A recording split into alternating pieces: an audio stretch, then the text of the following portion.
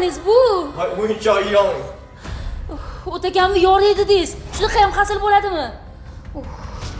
Bu o'yinchoq ilon ekan.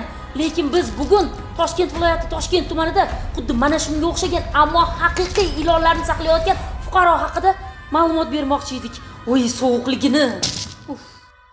Mutaxassislaringizga bergan ma'lumotlarda aytilishicha, Toshkent viloyati Toshkent tumanidagi xonadonlarning birida 7 ta ilon va 1 ta amur yo'lbarsini noqonuniy ravishda saqlayotgan fuqaro aniqlangan.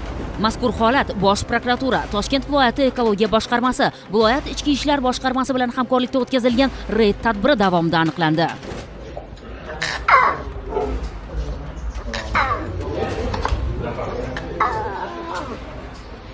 Nechta dona bo'pti? Ehtiyot bo'ling faqat.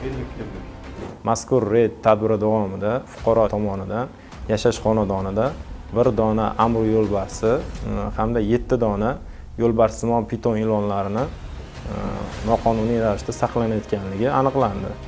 Mazkur holat yuzasidan ushbu yovvoyi hayvonlar Toshkent hayvonot bog'i mutaxassislarini jalb qilgan holda Toshkent hayvonot bog'iga joylashtirildi.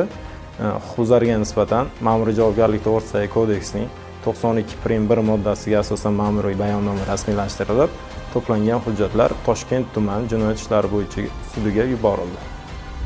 Hayvonlarga mehr berish yomon emas, lekin ularni belgilangan tartiblarga amal qilmasdan ko'paytirish, saqlash bu o'zingiz va o'zgalar hayoti uchun ham o'ta xavfli bo'lishi mumkin. Shu bois bunday qaltis harakatlarni hech qachon amalga oshirmang.